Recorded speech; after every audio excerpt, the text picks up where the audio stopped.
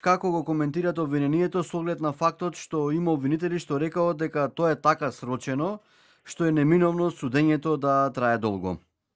Вака, и јас многу пати го искоментирав ова во изминативе месеци и повторно ќе кажам, обвинението, правната квалификација на обвинението не држи за сите обвинети, не можат сите обвинети и нивните действија да се подведат под законското битие на кривичното дело, тешки дела против општата сигурност. Но тоа во текот на постапката ќе го докажуваме и мислам дека судот ќе го увиди. Истрагата заврши, беше подигнат обвинителниот акт, извршено делегирање на судот, Скопскиот основниот кривичен суд Скопје ќе суди, бидејќи Врховниот суд го делегираше. Обвинението ја помина првата инстанца, одобрено е и сега очекуваме покани за да почне судењето. Така. Ја слушнавме реакцијава денови на обвинителството по јавен настап на адвокатката Јошевска Атанасовска. Што мислите за таа реакција на обвинителството?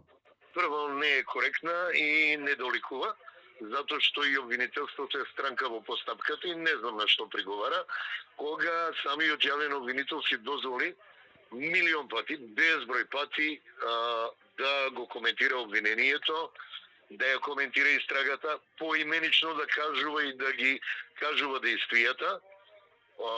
Одбраната и адвокатската комора и адвокатите немаат забелешка на тоа. Едно треба да научи обвинителот, дека е странка во постапката која не е над адвокатот, бидејќи и адвокатот и обвинетиот странка во постапката и имаат истите права. Со ваквата изјава јавниот обвинител се наметнува и сака да ја дисциплинира адвокатурата, што е невозможно. Се става над судот, што е во најмала рака некоректно и надвор од законот, и обвинителот не може на овој начин да се однесува со адвокатите, во смисла да им кажува што смеат, а што не смеат да кажат. Судиите судат во име на граѓаните на Република Македонија. Ова судење е јавно, нема забрана од судот за изнесување на определени делови од обвинението, докази и сето тоа. Впрочем, ова е нешто што е јавен интерес и што ја потресе целокупната јавност во Република Македонија и нешто што треба да послужи за воиднина да сватиме како не треба и не смееме да се однесуваме, односно лесно да ги сваќаме работите за нешто што не функционира. Ова покажува колку нашиот систем е разнебитен. Воопшто општествениот систем и нефункционирање на институциите. Дали очекувавте сите 34 обвинети физички 4 правни лица да се соочат со едно исто дело? Дали ве според вашето долгогодишно искуство овој настан би требало да резултира со обвинение за едно исто дело за повеќе инстанци? Не, тоа е невозможно и нема ни правна логика, затоа што дел од обвинетите кои имале свој надлежности, кои се начело на некои институции, не може да одговараат за ово кривично дело, туку може да одговараат за неисполнување на своите службени обврски и одговорности, а за тоа постојат низа кривични дела во кривичниот законник. Така да не можат сите да се подведат под ова кривично дело, чиви одредби се многу јасни. Но ни предстои судење, на крај судот ќе го каже последниот збор, па ќе видиме кој е во право. Вие го добивте обвинителниот акт, кој што го чекавте долго време, неколку месеци. Како овој обвинителен акт пред се го коментирате пред да започне судскиот процес? Тоа јас се кажав нешто што беше содржано и во нашиот приговор против обвинителниот акт.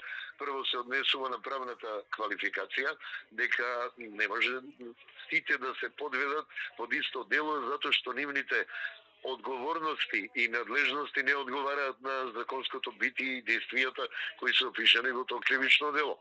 Тоа е една од забелешките кои ги дадовме во приговорите и тоа е нешто што би го кажал и овде.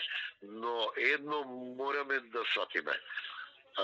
Целокупната македонска јавност, родителите на жртвите и на оштетените имаат право и мора да ја дознаат вистината и мораме да се соочиме со еден миг дека нашиот систем нашите институции не функционираат.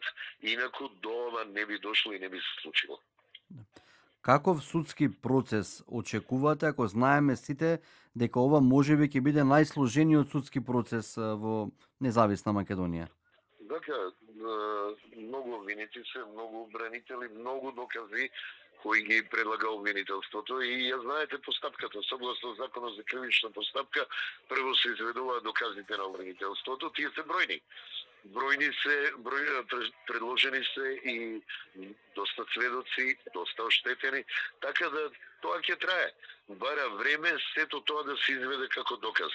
Па од кога ќе се заврши се изведување на доказите на обвинителството, следува изведување на докази на одбраната. Така да ќе трае, неминовно е да трае, затоа што искуствено секаде кај што имало повеќе обвинети, траело затоа што има секој од обвинетите, секој од бранителите има право да поставува прашања, да дава предлози. Тоа е сложена постапка, законот ја предвидел како таква и сите права и на обвинетите и на оштетените ќе мора да се запазат во таа постапка ако сакаме законита пресуда. Да. Дали имате информација кога би започнало судењето? Нема. Тоа веќе зависи од судот кога ќе ми достави покани, ќе го закаже првото рочиште за главна расправа. Тогаш најверојатно ќе договориме динамиката како би траел предметот, затоа што ова ќе изискува навистина повеќе рочишта. Судот најчесто во таква ситуација закажува по неколку рочишта однапред, за да се усогласиме и да можеме сите да постапуваме и да бидеме присутни.